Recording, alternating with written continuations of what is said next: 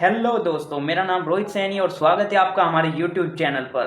तो आज हम आप लोगों को पढ़ाएंगे रैखिक समीकरण। रैखिक समीकरण हमारे पास आ जाती है भाई एक रेखीय समीकरण और दो रेखीय समीकरण। दो चरों वाली रेखीय समीकरण होती है, एक होती है एक चर वाली रेखीय समीकरण। तो आज हम आप लोगों को दोनों चीज पढ़ाएंगे और उनसे रिलेटेड जो भी एनडीए में क्वेश्चन बनता है वो सब हम आपको तरीका बताएंगे ताकि आपका क्वेश्चन ना छूटे। तो ये आप अगर आप 10th क्लास वाले हैं तो आप भी इसे देख सकते हैं और एनडीए वाले हैं आपके लिए भी इम्पोर्टेंट है। मैंने खास करके एनडीए वालों के लिए ही बनाई है। तो चलिए देखते हैं। रैखिक समीकरण पहले आप लोगों को पता होनी चाहिए भाई। रैखिक समीकरण में जो एक रेखीय समीकरण होती है वो क्या होती है भाई? एक चर वाली, यानी कि एक चर वाली। चर तो पता ही है एक्स और वाई, मतलब कि जैसे हम लिख देते हैं भाई 2x + 3y, तो उसमें 2 के साथ x आ रहा है और 3 के साथ y आ रहा है ना, सोचो।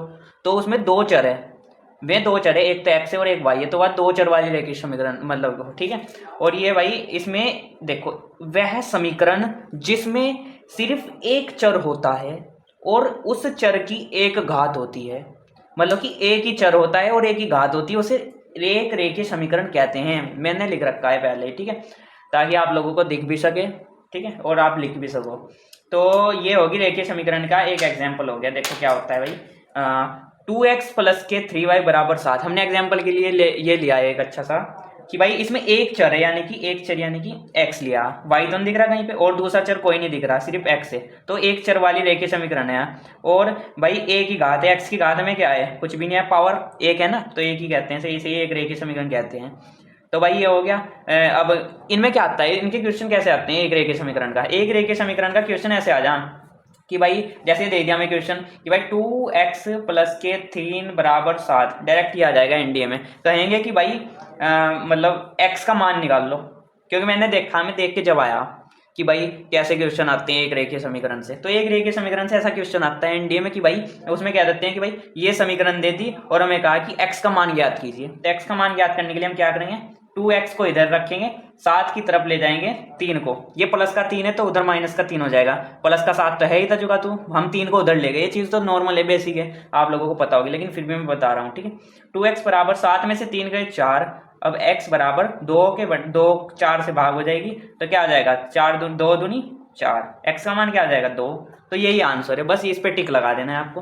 अब अगर आ जाए आपके पास एक हार्ड सा, मान लो तीसरा एग्जाम्पल जो हमने ले रखा है भाई, ये वाला ले लेते हैं हम। हमें कहा कि भाई x/3 - के 4 = 2, तो हम पहचान लगे भाई ये तो एक रेखीय समीकरण है, क्योंकि इसमें तो एक चर है, एक ही चर है, x के अलावा तो और कुछ दिख रहा है और x की पावर भी एक ही है, तो एक होती है एक चर वाली रेखीय समीकरण। इसका मान काम है कि भाई x ज्ञात कीजिए। x ज्ञात करने के लिए हम क्या करेंगे, इसे जो भी ऐसे होगा ना तो उसे हम जुगातू रख लेंगे। जो भी x की चीज होगी, जो हमें चर वाली चीज दे रखी है x वाली, तो हम उसे पहले जुगातू रख लेंगे, और जो बिना चर वाला है उसे उसकी तरफ ले जाएंगे, ठीक है। देखो, जो जिसके साथ x भी नहीं है, कुछ नहीं है जिसके साथ, उसे हम पर ले जाएंगे उधरली साइड, राइट साइड, जिधर दूसरी संख्या लिखी हुई होगी अकेली, तो उसके पास ले जाएंगे इसे। 2 तो प्लस का है भाई, माइनस का 4 है इधर, तो ये भी उधर चला जाएगा, प्लस का 4 हो जाएगा। अब x/3 जुगातू रखेंगे हम। अब ये क्या हो जाएगा भाई, 2 और 4 6। अब क्या करेंगे भाई, हम जिसके बटे में कुछ नहीं होता उसके बटे में 1 होता है, तो x के बटे में 3 तो पहले 1 आई था, देखो, और 6 के बटे में 1 ले लिया हमने। अब इनकी क्रॉस मल्टीप्लाई कर दो, इधर की इधर, इधर की इधर।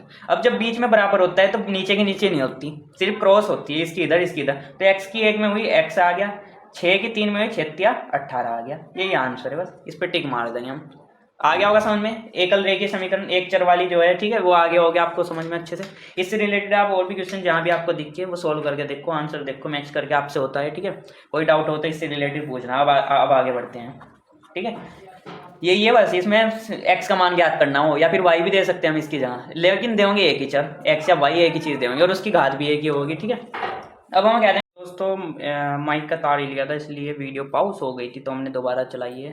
तो बताऊँ क्या करना है अब हमें, हमने एक चर वाली रेखीय समीकरण तो हमने लिख ली है और हमने बता भी दी कैसे आंसर लाना है। आपको दे देंगे x का मान ज्ञात कीजिए, तो या कहेगा भी कह देंगे, एक ही चर होगा लेकिन उसमें x होगा या फिर y होगा, ठीक है। तो भाई एक चर था, हमने मान निकाल लिया x का मान और x का मान ऐसे निकाल दिया, एक ही चीज़ निकलेगी उसमें x y नहीं निकलने का। जो दो रेखीय समीकरण, दो इक्वेशन दे कर रखेंगे, अगर हमें ऐसी ऐसी दो इक्वेशन दे देंगे ना, और उनमें लेकिन y भी होगा, x भी होगा और y भी होगा, दो चर होंगे उनमें, तो उसमें निकलेगा x और y का मान, ठीक है। देखो कैसे, अब दो चर वाले मैंने क्वेश्चन लिख के लाया मैं, ठीक है, तो दो लाया मैं एग्जाम्पल, तो आप लोगों को बता देता हूँ, आप लोग एकदम समझ जाएंगे। तो पहला करते हैं भाई, अगर आपके पास क्वेश्चन आ जाए, देखो एग्जाम की तरफ देता हूँ बिल्कुल मैं, मैंने देखा है ये आए हुए हैं, जब जाके मैं इनको लाया हूँ, ठीक है। 3x माइनस के 2y बराबर 5। आप लोगों को ऐसे दे देंगे, वो बोल देंगे कि भाई x व y ज्ञात करो। x और y का मान ज्ञात करना। इसे हटाओ एक सेकेंड, ठीक है। अब हमें कहा कि भाई x और y का मान ज्ञात करना, दो इक्वेशन दे दिया हमें। जब भी ऐसा क्वेश्चन आ जाएगा दो इक्वेशन वाला, तो आप लोगों को तीन विधि होती है, विलोपन विधि, बरज गुणन विधि और एक होती है प्रतिस्थापन विधि। तो आप लोगों को पेपर में विलोपन विधि ही करनी है, मतलब वो जल्दी हो जाता है ना, उससे आपको तो आंसर से मतलब है। तो हमें जल्दी वाली विधि अपनानी है क्योंकि टाइम बचाना है हमें। तो विलोपन विधि तो आप लोगों ने पढ़ी होगी, जब फर्स्ट समीकरण मान लो, सेकंड समीकरण मान लो, फटाफट कर देते हैं। हमें दो चीज इक्वल करनी होती है, या तो x वाले को इक्वल करो या y वालों को इक्वल करो, हमें बराबर करनी है। देखो इसमें ना तो x का बराबर है अभी, ना y का बराबर है, तो हमें इन्हें बराबर करनी पड़ेगी किसी चीज से गुना करके, हमें इन्हें बराबर करना है। अब देखो अगर हम ऊपर में 2 से गुना करता, पहले 2 से देख रहे हैं हम गुना करके, 2 दूनी 4, 2 तिया 6, ये तो 4 बन जाएगा, 6 बन जाएगा, तो 4 नहीं है 6 नहीं है, तो यानी कि निचले में भी गुना करनी पड़ेगी किसी चीज से। अब देखते हैं नीचे किस चीज से गुना करें, जो कोई सा भी, या तो y वाला बराबर हो जाए ऊपरले के साथ, या x वाला बराबर हो जाए। अब देखो भाई 3 से अगर हम कर रहे हैं भाई यहाँ से, तो 3 तिया 9 हो जाएगा x के साथ, तो 4 था यहाँ तो 4 बन जाएगा, तो ये तो बराबर है, 3 दूनी 6, लेकिन ये बराबर हो जाएगा, y वाला बराबर हो जाएगा। देखो ऐसे कह रहा हूँ मैं, इस दो की पूरे में कर दो, ऊपर वाली इक्वेशन में 2 की गुना कर दो, क्योंकि हमने 2 से गुना करनी, जब जाके हम बराबर बना सकते हैं इन दोनों को, ठीक है। 2 दूनी 4x प्लस बीच में 2 तिया 6y बराबर 12 दूनी 24, ठीक है। अब हमें क्या कहा, 3 की गुना इसमें कर रहे हैं हम पूरी में, 3 तिया 9x माइनस के 3 दूनी 6y बराबर 15 थी नी 5 तिया 15, ठीक है। अब हमें विलोपन विधि आप लोगों ने पढ़ी वैसे 10th क्लास में, लेकिन हम फिर भी अच्छे से बता रहे हैं। अब हम यहाँ से चिन्ह परिवर्तन करते हैं, यहाँ पे हमने मतलब चिन्ह परिवर्तन का मतलब है कि भाई दो, ये प्लस का था तो हम यहाँ माइनस लगाते हैं, माइनस का यहाँ प्लस लगाते हैं, माइनस का यहाँ प्लस का होता तो यहाँ माइनस लगाते हैं हम।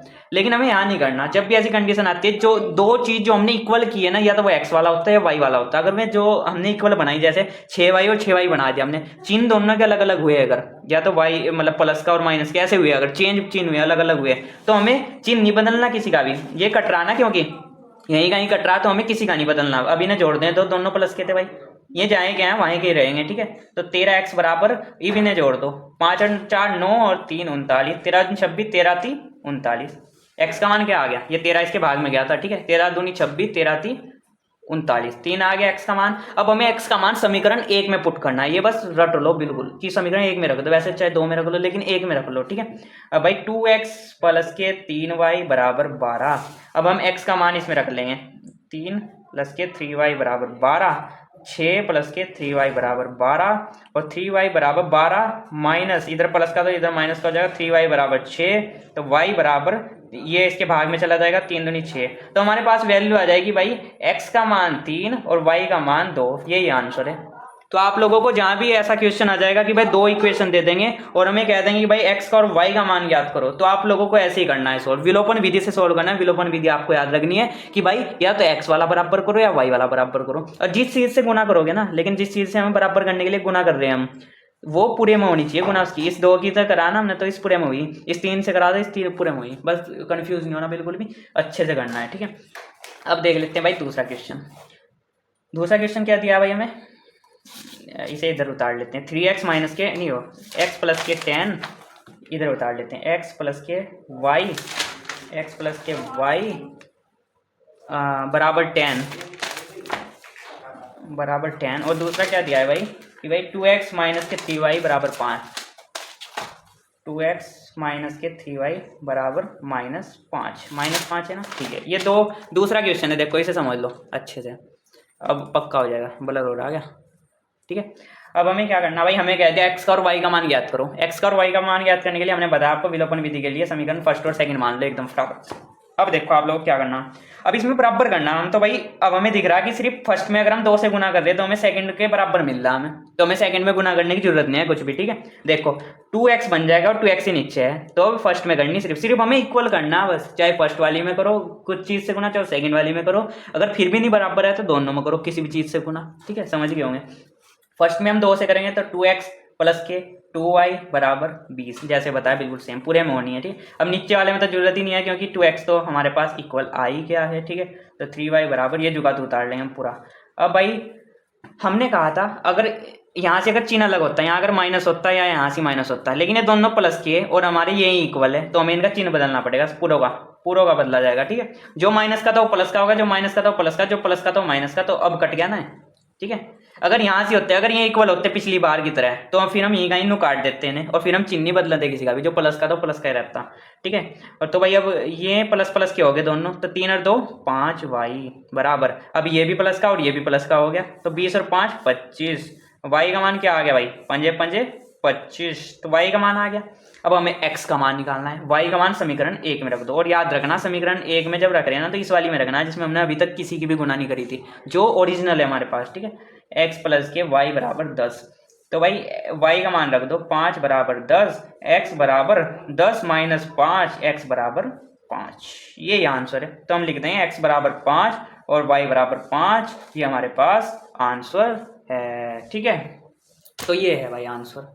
अब ऐसा क्वेश्चन जब भी आएगा आप छोड़ने नहीं बिल्कुल भी, 2 इक्वेशन दे देंगे, एक्स वाई का मान निकालना होगा, तो आप ऐसे ही विलोपन विधि से सोल्व कर लेना। विलोपन विधि आ गई होगी समझ में, कोई डाउट हो विलोपन विधि से रिलेटेड तो कमेंट कर देना, मैं विलोपन विधि का अलग से अच्छे से और ज़्यादा, वैसे तो मैंने बिल्कुल इस तरीके से बताया विलोपन विधि कि आप पे कुछ आता नहीं, मतलब उस तरीके से मानना है मैंने कि भाई अगर बेसिक से भी पढ़ रहे हो आप, बिल्कुल विलोपन विधि भूल गए होंगे तो एकदम याद आ जाएगी आपको। ठीक है, अगर नहीं तो मैं डायरेक्ट करके दिखा देता। तो गाइस ये तो हो गया। अब एक आता है भाई, एक करके आऊँ प्रॉब्लम वाले की, प्रॉब्लम सो मतलब हिंदी में आऊँगा ना कि भाई दिक्कत, जैसे कि भाई एक पेंसिल, एक रबड़ का मूल्य 1 रुपये, में वाले क्वेश्चन भी बहुत आते हैं। तो 2 चीज़ तो क्लियर होगी, और तीसरी पे आ गए भाई हमें कहा भाई देखो, जैसे हमने मान लिया, हमने क्वेश्चन वैसे ही उठाया किताब से, तो ऐसे क्वेश्चन बनते हैं, हम सिर्फ बता रहे हैं बस, तरीके देख लो। रोमिला एक स्टेशनरी की दुकान में गई और 9 रुपये में 2 पेंसिल तथा 3 रबड़ खरीदी। 9 रुपये में उसने 2 पेंसिल खरीदी और 3 रबड़ खरीदी, और उसकी सहेली सोनाली ने रोमिला के पास नई तरह की पेंसिल और रबड़ देखी, और उसने भी 18 रुपये में 4 पेंसिल और 6 रबड़ खरीद ली। भाई अपनी सहेली के पास देखे, इस स्थिति को बीजगणित आगे का नहीं पढ़ना हमें, तो क्योंकि सिर्फ वहाँ ग्राफ वाला थोड़ा ही आएगा, वहाँ तो सिर्फ वैल्यू निकालनी भाई। ठीक है, अब वैल्यू भी कह सकते हैं वहां से ये भी कह सकते हैं कि भाई समीकरण बनाइए, मतलब कि ये दे देंगे प्रॉब्लम और कह देंगे समीकरण बनाइए, यानी कि तो जो अभी हमने जैसे सोल्व करी ना ये वाली, तो हमें कह देंगे ये बनाइए, मतलब कि ऐसी बना के छोड़ देनी। अगर ऑप्शन में ये हुआ हमें कह देंगे ऐसी बनाइए, तो हम इस प्रॉब्लम से वो बनाएंगे। अगर हमें कह दें कि भाई एक्स और वाई का मान भी ज्ञात कीजिए, तो हम ऑप्शन देख लेंगे, अगर एक्स वाई का मान दे रखे तो सोल्व करेंगे, अगर नहीं, अगर इक्वेशन दे रखी होगी ऐसी प्रॉब्लम के बाद, ऐसी प्रॉब्लम के बाद अगर इक्वेशन दे रखी होगी तो इक्वेशन ही आंसर होगा। ठीक है, देखो भाई हमें कहा कि भाई हम मान लेंगे रबड़ और पेंसिल की बात हुई ना, तो हम मान लेंगे भाई, माना रबड़ पेंसिल को हम क्या मान रहे हैं, एक्स मान रहे हैं, माना पेंसिल बराबर, पेंसिल जो है भाई एक्स है, हमने मान लिया पेंसिल जो है हमारे पास एक्स है, और भाई रबड़ जो है भाई, रबड़ जो है क्या है हमारे पास, वाई है, मूल्य कर रहे हैं हम। ठीक है, पेंसिल का मूल्य एक्स रुपये और रबड़ का मूल्य वाई रुपये। ठीक है, पेंसिल का मूल्य हमने मानना है एक्स रुपये और रबड़ का मूल्य बराबर वाई रुपये। तो हमें कहा कि भाई 2 पेंसिल 3 रबड़, तो 2 पेंसिल 2 के साथ क्या लगा देंगे हम, एक्स, ये पेंसिल का ना 2x प्लस के 3y, 3 के साथ क्या लगा देंगे रबड़ वाला y, बराबर कितने रुपए में, 9 रुपये में खरीदा भाई इसने, ये फर्स्ट समीकरण बन गई। अब इसकी सहेली ने भाई 4 पेंसिल 6 रबड़, पेंसिल की जगह में x लगाना, बस 4 पेंसिल और 6 रबड़, 6 के साथ वाई लगा दिया, और 18 रुपये में खरीद दी इसने। 2 समीकरण बन गई हमारे पास। अगर हमें यही कहा होगा कि भाई इस प्रॉब्लम से, मतलब हमें ये दे दिया इतनी बड़ी, लिख दें कुछ भी पैराग्राफ, उससे हमें समीकरण बनानी है, तो हमें यही आंसर हो जाएगा हमारा। अगर ऑप्शन में ये हुआ तो हम यही छोड़ देंगे। अगर हमें कहा कि भाई इसे सोल्व भी कीजिए, तो सोल्व करने के लिए हम क्या करते हैं, ये सोल्व नहीं होने का, क्योंकि अगर हम इसमें गुना करेंगे किसी चीज से 2 से, ये ग्राफी विधि वाला है ना, अगर ये दूसरा क्वेश्चन होता तो मैं आपको आगे सोल्व करके दिखा देता, तो हम इसे यहीं छोड़ दें, क्योंकि हमें इक्वेशन ही कह रखी, मैंने देखा ना, तो हमें इक्वेशन करने के लिए। अब बाकी अगर आगे वाला सोल्व होने वाला हुआ ना, तो ऐसा क्वेश्चन होंगे, मतलब कि उनमें अगर हम गुना भी कर लेंगे तो कटना है। अब देखो अगर हम इसमें गुना करते हैं, 2 दूनी 4, 2 6, ये भी सेम हो जाएगा, ये भी सेम हो जाएगा, इससे कट जाए, इससे 0 आ जाएगा, ऐसे कुछ भी नहीं बन रहा, तो इसका तो कोई मतलब नहीं बन रहा। तो भाई इसलिए आंसर में यही आएगा कि भाई इक्वेशन ज्ञात कीजिए, तो हम यही छोड़ देंगे, सही यही मिलेगा हमें ऑप्शन में। ठीक है, अगर एक्स वाई का मान हुआ तो समझ लो वो सोल्व हो पाओगी, तो उसे सोल्व कर देना, जैसे मैंने विलोपन विधि से बताया आपको, अच्छे से समझाया मैंने विलोपन विधि को आपको। अगर विलोपन विधि का मैं और कुछ तरीका बता, एक आधा क्वेश्चन अपनी तरफ से दे दूं, मैं कुछ भी बिल्कुल आसान वाला बता देता हूँ, चलो, जिससे आप बिल्कुल बेसिक समझो। एक्स प्लस वाई बराबर 9 और एक्स प्लस के 2y बराबर 6, ठीक है। अब हमें कहा कि भाई x और y का मान ज्ञात कीजिए, तो हमने कहा विलोपन विधि जब भी होगी तो हम समीकरण बना देंगे एकदम। तो भाई अब देख लो हमारे पास तो पहले ही कॉमन मिल गया हमें, तो ऐसा भी आ जाता है कभी कभी, ये बिल्कुल बेसिक बता रहा हूँ मैं तरीका कि भाई जब हमें बिल्कुल ही कॉमन मिल गया, हमें तो कहीं भी गुना करने की जरूरत नहीं, ना इसमें गुना करने की जरूरत, ना इसमें गुना करने की जरूरत, तो हम क्या करेंगे, यही का यही इसमें चिन्ह बदल देंगे, ये प्लस का था माइनस का, प्लस का था माइनस का, प्लस का था माइनस का, इससे हो गया। अब 2 माइनस का और ये प्लस का एक है, तो माइनस के 2 में से एक गया तो माइनस का y आ जाएगा, क्योंकि बड़ी संख्या माइनस की है, ठीक है। तो माइनस का आ गया, माइनस के 6 और प्लस के 9, तो 9 में से 6 घटेगा क्योंकि 9 बड़ा है ना, 9 में से 6 गया बचा 3 प्लस का, तो y बराबर माइनस का 3 आंसर आ जाएगा। और ये y का मान समीकरण 1 में रखेंगे हम, जिसमें हमने कोई भी ओरिजिनल था जो हमारा, ठीक है। x प्लस के y बराबर 9, तो x माइनस के 3 बराबर 9, x बराबर 9 प्लस के 3, x बराबर 12। तो ये आगे दोनों हमारे आंसर। ऐसे होती है विलोपन विधि। अगर हमारे पास कुछ भी और आ जाए भाई विलोपन विधि में, मतलब विलोपन विधि में इसलिए बता रहा हूँ क्योंकि 2 इक्वेशन को सोल्व करने के लिए विलोपन विधि ही चाहोगी। अगर 2 इक्वेशन कोई भी दे दिया हमें, जैसे मैंने पीछे बताया, तो उन्हें सोल्व करने के लिए 2 विधि जाएगी। x और y का मान जहां भी कह देंगे उसे सोल्व करने के लिए विलोपन विधि याद रख लो बिल्कुल, ठीक है। इसे रट लो बिल्कुल, विलोपन विधि चाहोगे दो वैल्यू निकालने के लिए x और y, ठीक है। अब कुछ भी आ सकता है भाई क्वेश्चन, 3x प्लस के 2y बराबर मान लो 6, नहीं मान लो भाई कुछ भी मान लो 12 मान लिया भाई मैं अपनी तरफ से बना रहा हूँ कुछ भी। तो भाई ये 2x मान लिया, ये 3y मान लिया और ये मान लिया भाई हमने 10। अब इन्हें हम कैसे सोल्व करेंगे भाई विलोपन से, चिन्ह बदल देंगे भाई, क्योंकि सारे प्लस प्लस के दिख रहे हैं हमें। पहली बात यार भी चिन्ह नहीं बदलना, पहले तो हम गुना ही करेंगे इसमें कि भाई हमें देखना कि भाई देखो कुछ भी बराबर दिख रहा है, कुछ भी इक्वल नहीं है, तो हम कहाँ से गुना करेंगे भाई इक्वल हो जाए। तो इक्वल करने के लिए हम भाई अगर हम ऊपरले में 2 से करें और निचले में 3 से करें तो हमारा x बराबर हो जाएगा। देखो ऊपर 2 से कर रहे हैं, यहीं कहीं हमें एक चीज़ देख लेनी माइंड में, तरीका बता रहा हूँ मैं कि भाई पहले देखो x वाले में इसमें कहाँ से कर रहे हैं हम, भाई 2 से करेंगे तो 6 बन जाएगा, और इसमें 3 से करेंगे तो ये भी 6 बन जाएगा। तो जब हमें दिख गया ना कि भाई हम निचले में 2 से कर रहे हैं, ऊपरले में 2 से, मतलब निचले में 3 से ऊपरले में 2 से करने से दोनों बराबर हो जाएं, तो हम यहाँ से डायरेक्ट ऐसे लिख देंगे। और 2 से पूरे में करनी है हमें, ठीक है। क्या कर देंगे, 2 तिया 6x प्लस के 2 दूनी 4y बराबर 12 दूनी 24। अब 3 की पूरे में कर दो, 3 दूनी 6x प्लस के 3 थिया 9y बराबर 3 10 थिया 30। अब करना हमें प्लस माइनस, देख दोनों प्लस प्लस के तो माइनस माइनस कर दिया हमने, चिन्ह परिवर्तन कर दिया। अगर ये माइनस का होता फिर हम यहाँ प्लस लगाते हैं, माइनस का होता है यहाँ प्लस लगाते हैं, ठीक है।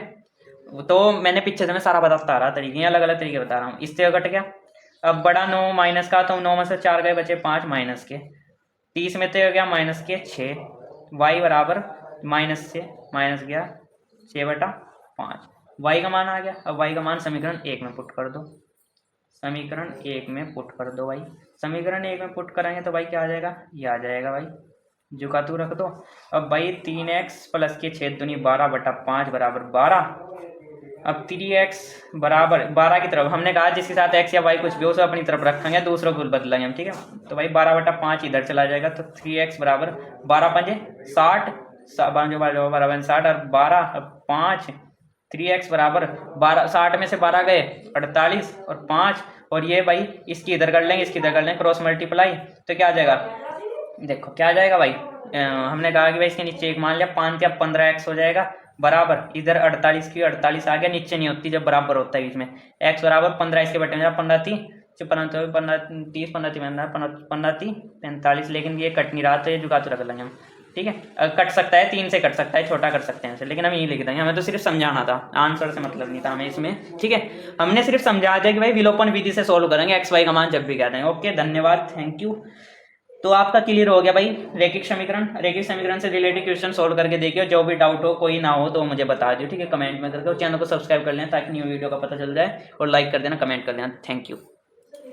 हेलो दोस्तों, मैं एक चीज़ बतानी भूल गया था वीडियो में, तो मैं इसलिए वीडियो अलग से जोड़ दूंगा उसमें, ठीक है। तो ये मैं वैसे ही बना रहा हूँ, आपको यहीं पे समझा देता हूँ कि भाई पेपर में आता है एनडीए में कि भाई पहचान कीजिए, समीकरण दे देंगे तो हमें पहचान करनी कि भाई वो अद्वितीय हल है या फिर भाई समपाती है या फिर समांतर है, ये बताना है हमें कि भाई मतलब अद्वितीय क्या होता है, जो प्रतिच्छेद। देखो इसकी 3 इक्वेशन 3 टाइप होते हैं, देखो समीकरण के। नंबर 1 क्या होता है भाई, यदि a1/a2 बराबर b1/b2 बराबर c1/c2, ठीक है। यदि हमारे पास पहला प्रतिच्छेद मतलब पहला सेम नहीं है कुछ चीज़, और दो ये और ये दोनों बराबर आएगी, तो भाई इसे हम कहते हैं अद्वितीय हल, यानी कि प्रतिच्छेद कर रही है। देखो ब्लर कर दिया, तो इसे कहते हैं भाई ये एक दूसरे को मतलब शुरू में अगर प्रतिच्छेद कर रही है, यानी कि इसे कहते हैं कि भाई प्रतिच्छेद करती है, प्रतिच्छेद कर रही है, तो इसे हम क्या कहेंगे, अद्वितीय हल है। अद्वितीय हल का मतलब है कि भाई इसका केवल एक हल है, इसका केवल एक हल है, जो अद्वितीय हल होगा ना उसका केवल एक हल है। नंबर 2 कौन से आते हैं भाई, A1/A2, B1/B2, C1/C2।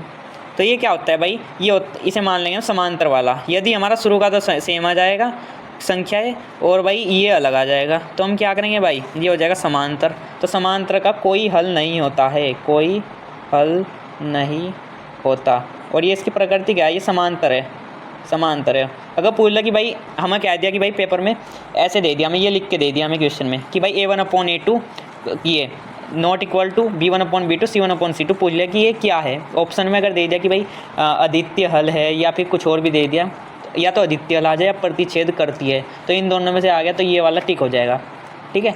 अगर हमें कह दिया कि भाई समांतर कौन सी है, समांतर में क्या चीज़ नोटिस करनी कि भाई शुरू का बराबर होगा लास्ट का प्रतिच्छेद, ठीक है। तो भाई तीसरा क्या होगा, संपाती A1/A2, B1/B2, C1/C2। इसमें कुछ भी नहीं कट, इसमें सारा बराबर है। इसके अनेक हल होते हैं, अनेक हल है, ठीक है। इसके अनेक हल है, जो संपाती है, समांतर का कोई हल नहीं होता और अद्वितीय हल का एक हल होता है केवल, ठीक है। तो इन्होंने दे रखा, ये टेबल है भाई, इसका स्क्रीनशॉट ले लियो, ये टेबल है, इसका स्क्रीनशॉट ले लियो, ठीक है। तो ये है भाई अद्वितीय हल, यही आते हैं भाई। अगर आपको इसकी अलग से वीडियो चाहिए होगी और अच्छे से, तो मुझे बता दियो, ठीक है। अगर यहीं से समझ में आ गया होगा तो बहुत अच्छी बात है, मैंने बता दिया वैसे कि भाई A1/A2, B1/B2, C1/C2। अगर शुरू का सेम नहीं आ रहा तो ये प्रतिच्छेद है, अगर भाई लास्ट का सेम नहीं आ रहा तो ये समांतर है, और भाई कोई भी सारे बराबर है तीनों। मान लो तीनों बराबर होने का क्या मतलब, यानी कि A1/A2 भी 1/2, B1/B2 भी, C1/C2 भी 1/2, तो ये क्या है, ये संपाती हो जाएगा, संपाती हो जाएगा, यानी कि इसके अनेक हल है। अगर हमारे पास मान लो भाई दूसरे का हम एग्जाम्पल ले लेते हैं, हमें कह दिया भाई कि भाई कोई हल नहीं है जिसका, यानी कि समांतर है भाई, समांतर वाले का ले लेते हैं 1/2 बराबर 1/2, और तीसरा क्या आ गया 3/2। तो जब भी ऐसा आ जाएगा तो ये क्या है, समांतर है, यानी कि लास्ट वाला मैच नहीं हो रहा, शुरू वाला मैच हो रहा, समांतर है। तो इसे हम यहीं छोड़ देंगे, इसका कोई हल नहीं है, ठीक है। इसे हम लिख देंगे इसका कोई हल नहीं है और ये समांतर है। अब प्रतिच्छेद वाली में क्या होगा भाई, जैसे कि 1/2, 3/2 और फिर लास्ट वाला भी 3/2, यानी कि शुरू वाला प्रतिच्छेद मतलब शुरू वाला सेम नहीं है और लास्ट वाले के साथ ये मैच कर रहा, तो ये क्या है, अद्वितीय हल, इसका एक हल है, ठीक है, प्रतिच्छेद करती है, ठीक है। तो ये है भाई, मैं सॉरी चाहता हूँ, माफ़ी चाहता हूँ, मतलब कि मैं भूल गया था इससे पहले बनाना, तो मेरे अचानक से याद आया, मैंने एकदम जोड़ दिए क्लिप, ठीक है। अगर और अच्छे से एक्सप्लेनेशन चाहिए होगा तो कमेंट जरूर कर देना, मैं अलग से वीडियो बना दूंगा स्पेशली इसकी, ठीक है।